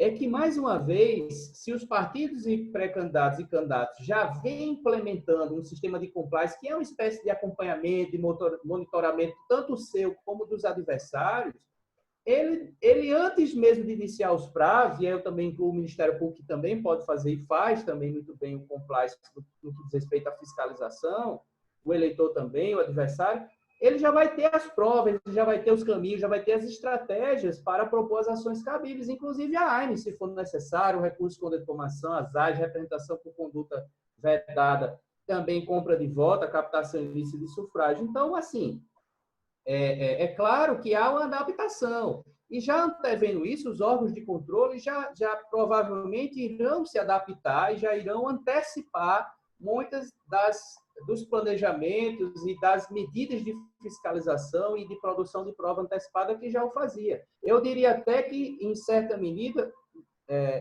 parcela do Ministério Público já está fazendo isso no sentido de que propôs diversas representações por propaganda antecipada em razão da distribuição de brindes e de enfim, benefícios com promoção pessoal, mas também de olho, se perpetuar aquele tipo de irregularidade e se for descoberto, somadas que foram já descobertas, lá na frente, na campanha ou após a campanha, ele poderá propor ações por cassação e por abuso de poder econômico ou político, dependendo da situação. Então, respondendo a sua pergunta, afeta, sim, porém, num contexto de excepcionalidade da pandemia, eu penso que ainda assim, os órgãos de controle e os legitimados terão o tempo adequado, né? E principalmente se aplicarem o compliance eleitoral, como de fato muitos estão fazendo, poderão sim exercer a fiscalização e punir aqueles que eventualmente tenham praticado irregularidades. O que talvez mude substancialmente é que antes nós tínhamos ali um período onde as ações eram propostas e levavam dependendo do prazo em que foi colocado, você poderia ter poderia ter um resultado antes mesmo da diplomação, né, ou antes mesmo da própria eleição, né, com cassações antes, mas é claro que isso tudo vai depender da prova que for produzida, né, dessa preparação, do que for conseguido constatar. Afinal de contas, a prova no direito eleitoral para conseguir a punição, inclusive dentro da linha que a Erval sempre coloca, de não haver presunção de culpabilidade, né, presunção de ilicitude. Então, a prova tem que ser muito robusta. Isso reforça a estratégia do compliance, porque você consegue preparar provas com bastante antecedência. E lembrando também que no final do pleito, inclusive em sede de uma AIME, né, você pode ajuizar uma AIME, uma ação de impugnação do mandato eletivo, usando outras provas que já foram pré-constituídas também em outros inquéritos, em outras ações. Então, eu penso que afeta, porém, é possível contornar isso com um mínimo de fiscalização e de combate a essas irregularidades, tá? Tem mais uma pergunta, a gente só tem mais 7 minutos, eu acho que a gente vai ter que deixar algumas perguntas, né, para o Carlos Sérgio encaminhar para você, o professor Daniel, mas uma aqui bem simples para você responder, eu acho que você até já respondeu primeiro implicitamente, com o eventual adiamento das eleições, na realidade já é uma realidade, né? O prazo de filiação também é prorrogado? Perfeito. Eu tenho recebido muito essas perguntas, né? Aí eu até acrescento algumas variantes. E a desincompatibilização, né? Os prazos de desincompatibilização vão mudar? O prazo que eu falei de 16 de agosto, que é quando começa a propaganda eleitoral, vai mudar? Aí, o que eu tenho respondido é o seguinte, que vai depender de como essa PEC, né, a proposta de emenda à Constituição, vai trazer esse regime de adaptação, chamado regime de transição. Vamos analisar se a nova norma que irá mudar a data da eleição, ela em si já vai trazer disposições sobre isso. Tá? É o primeiro aspecto. Se trouxer, está resolvido tal como for colocado, a não ser que haja ali alguma inconstitucionalidade reconhecida pelo STF, TSE.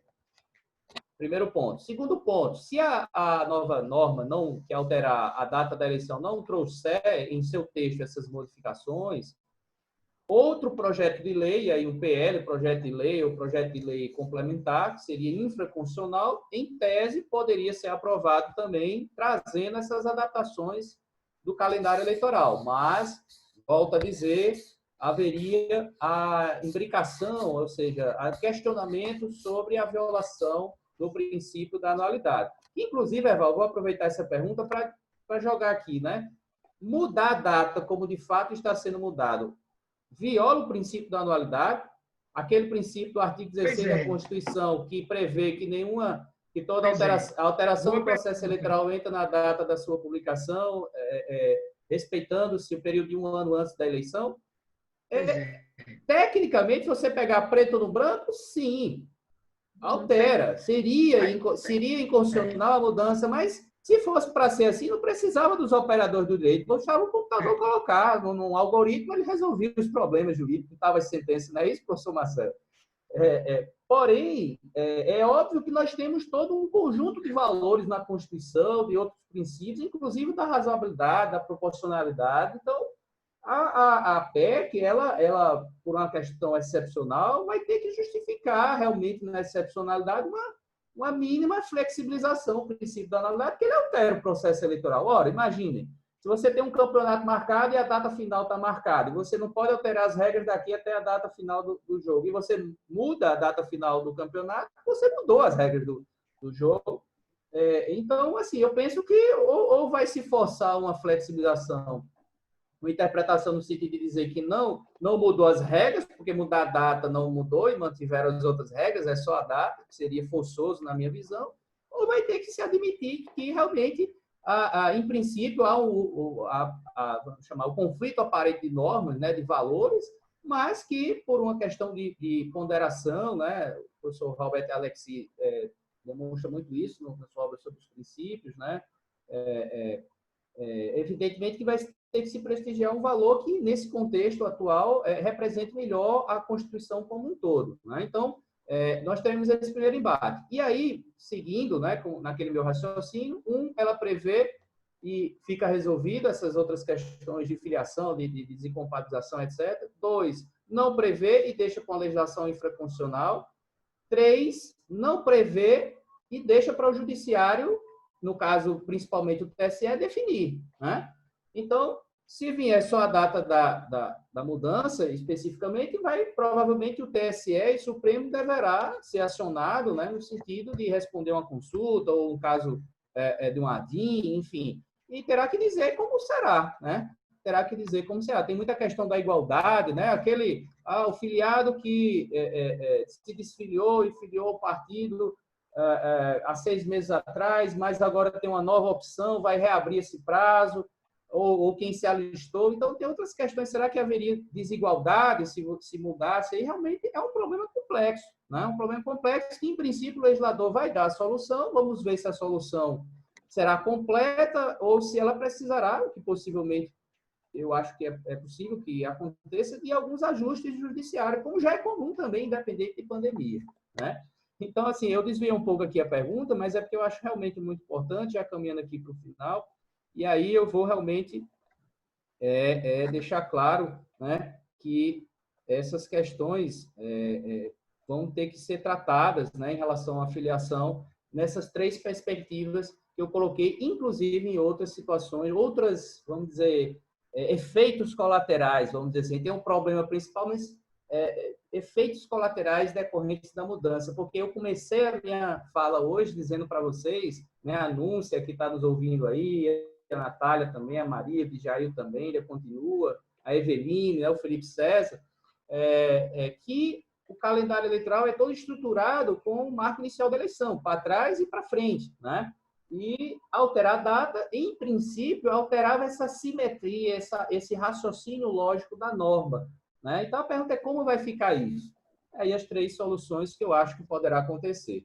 Ou o legislador traz a solução completa, ou o legislador infraconstitucional vai complementar, ou deixará omisso para que a justiça complemente o que for necessário. Beleza. Carlos Sérgio, realmente o tempo acabou, não é? A gente tem outras perguntas aqui, mas eu não sei se você quer, aí eu vou passar a palavra a você como, né, professor Marcelo Alberto Gandhi, comandante. A gente tem várias perguntas, vários comentários aqui, mas você é que comanda agora, professor. Tem, inclusive, uma participação aqui, trazendo aqui a questão do senador Eduardo Braga, algumas ideias. Enfim, professor, eu finalizo com muita alegria e satisfação. Agradeço mais uma vez, professor Carlos Sérgio, o vosso convite, os alunos, esse contato mesmo que online, o prazer de ter tido essa presença ilustre e tecnológica nessa paisagem bonita. Ele copiou, viu, Daniel? Eu quero que ele me mande esse recurso tecnológico. Olha aí, que mar bonito, que Palmeiras lindo, né, professor Marcelo. Ele copiou da professora Fernanda Abreu, que coisa linda. Quer ver se ele bota aqui atrás aqui desse meu gabinete. Você gostou, professor Carlos? Eu achei Você faça igual a Carlos Imagine Sérgio. trocar Val, aqui. Olha o que professor coisa Carlos Sérgio colocou uma estante virtual. Olha como ficou bonito. A gente pensa que são livros, mas é virtual. E esse papel de parede, rapaz, esse papel de parede é bom porque a gente pode até pegar os livros, ó. Não, Esse papel de parede é bom, né? Rapaz, só tem estrela aqui, viu? Eu vou dizer que eu estou só aprendendo com esse povo. Os alunos estão vendo aqui. Eu sou o mais inocente aqui desses três professores, cada uma potência. Enfim, com esses registros de brincadeiras da nossa amizade, eu agradeço, professor Carlos Sérgio, o convite. Fiquei muito lisonjeado, um debate de alto nível. Parabenizo esse grande baluarte do direito eleitoral, do direito do processo eleitoral, nosso parceiro do Instituto Novo Eleitoral. Convido até os amigos e amigas para amanhã. A gente tem uma live, professor Carlos Sérgio, muito boa. Nós vamos ouvir o outro lado, né, professor Carlos Sérgio? Todo mundo sabe que eu e o professor Daniel Monteiro, a gente defende claramente, a gente nunca escondeu o nosso lado, a necessidade de que haja as eleições seguras pela continuidade da democracia. A gente nunca escondeu isso, mas a gente foi muito sincero e franco em apontar todo o aspecto técnico de quem era. Mas a gente vai trazer o outro lado, o movimento legítimo, inclusive, pela presidência da União dos Vereadores do Brasil, o vereador Gilson Consatti, vai trazer esse outro lado, justamente do movimento dos vereadores, da classe política, pelo adiamento para uma eventual prorrogação dos mandatos, uso do fundo eleitoral. É assim que o novo eleitoral trabalha,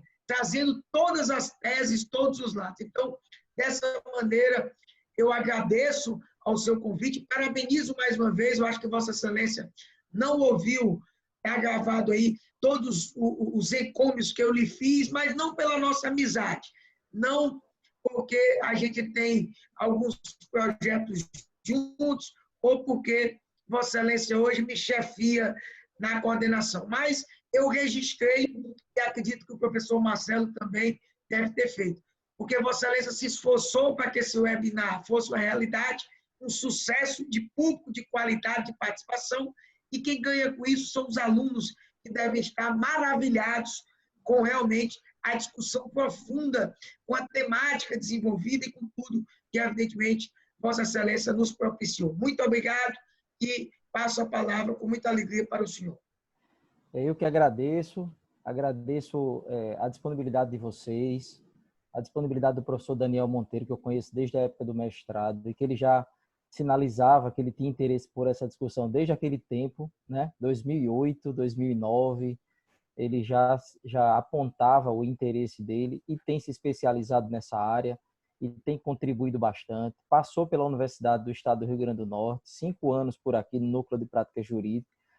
Professor Eval, que é um grande parceiro no nosso projeto, que está conosco desde o início do projeto de Lives Direito UERN Natal, que a gente tem trazido temas para discussão, para que a gente esteja debatendo as mudanças do direito que estão acontecendo, né? O professor Marcelo também, que sempre foi um apoiador, né? E ele que está aí usando esses recursos tecnológicos. Eu tentei até utilizar aqui, né? Mas não consegui, viu, professor Eval? Ele pensa que é fácil, professor Carlos Sérgio. Não é, não. Só ele que está esnobando comigo, com você, com o professor Daniel. Mas qualquer dia nós vamos aparecer com esses recursos tecnológicos também. Exatamente. E também cumprimentar todos esses alunos, né? A Núncia, Francisco, Amanda, Cândido, todos que estão aqui. Eu queria fazer, os alunos me pediram para fazer isso, eu vou fazer. Eu queria que todo mundo ativasse as suas câmeras para a gente fazer, são 3 páginas aqui, ativar suas câmeras para a gente fazer um registro fotográfico, Muito já que bom. estamos aqui com a quantidade muito grande de participantes. 55 participantes só de uma vez, né? Então, peço que vocês ativem suas câmeras para que a gente faça o registro, né? Eu acho importante, acredito que esse evento, viu, Erval, Daniel e Marcelo, é um evento que vem para ficar, não quer dizer que vai substituir os encontros presenciais, mas é algo que se soma, não é? E o tema que vocês trouxeram hoje é um tema de grande relevância porque nós sabemos que nesse período o contato físico, né, do candidato com o eleitor é fundamental, mas vivemos uma situação de pandemia, né? Então traz as suas peculiaridades, tá? Então, eu gostaria que mais pessoas pudessem ativar suas câmeras aí para a gente fazer um registro. Carlos, enquanto o pessoal está ligando a câmera, eu queria aproveitar para fazer um registro. Eu posso contar. O professor Daniel contar. Aí deixou, realmente pessoal, foi depois que o Marcelo falar, eu vou contar uma piada desse negócio de ativar a câmera. Foi muito importante as informações trazidas e principalmente as reflexões que o professor Daniel colocou no que se refere à eleição municipal e especialmente aqui no nosso estado, como ele bem mencionou, em que a cultura popular está acostumada com outro cenário, né? Enfrentar um cenário de pandemia com respeito às prescrições da saúde pública realmente será um grande desafio. Então, parabenizo o professor Daniel e realmente a UERN ganhou hoje nossos alunos com essa explanação maravilhosa aí, como é de costume aí do professor Daniel. Um abraço a todos. Professor Marcelo, eu que agradeço, aproveitar aqui para deixar as minhas despedidas também. Professor Carlos, obrigado pelo convite. Professor Eval, professor Marcelo, meus amigos, uma alegria a todos vocês aí, alunos da UERN, essa queridíssima UERN, que sempre revela muitos talentos, né? Muitas revelações aí, muitos grandes advogados, grandes magistrados, promotores, delegados, né? Vem aí da queridíssima UERN. E, como eu disse, foi uma alegria a mais eu retomar minha casa, né, que foi e continuará sempre sendo realmente essa casa que tem se desenvolvido bastante, né, tem protagonizado o ensino jurídico, não só no Rio Grande do Norte e região. Então, estou muito feliz por isso, eu agradeço. Fico, como eu disse, renovo o convite a cada um de vocês para participar lá do grupo de pesquisa em Direito Eleitoral da UFRN, o GPDE, e também o grupo de pesquisa aqui, do meu colega também de orientação, o professor Armando, né, que é outro baluarte aí da UERN, também tem um grupo de pesquisa em cidadania, a gente tem muito a unir. Então, um abraço, vamos aí às fotos, mas Eval tem uma piada antes, não é isso, Eval? Conta lá.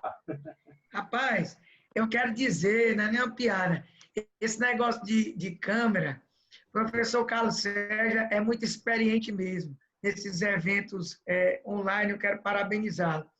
Porque no último evento, inclusive de eleitoral que eu participei, sem qualquer pedido para a gente bater foto, era um evento mais ou menos com essa quantidade de participantes, na mesa que a gente estava, né, o que foi que nós vimos, eu inclusive estava na mesa, né, o cara que estava na mesa não tinha experiência com negócio online, simplesmente, meu amigo, ele estava de cueca, meu amigo, de cueca, se olhando no espelho, entendeu? Então, uma cena degradante, né? O Carlos Sérgio foi experiente na hora de pedir para todo mundo, né? Deu um tempo aí. Deus o livre de abrir as câmeras aí e a gente vê alguma coisa errada. Então, é a experiência. Pessoal, cuidado. E o pior, depois foi rolando os plinter, viu? Do cabo de cueca. ai, meu Deus do céu. Ei, pessoal, então é isso, tá? Algumas pessoas já me comunicaram que não podem porque estão no trabalho, porque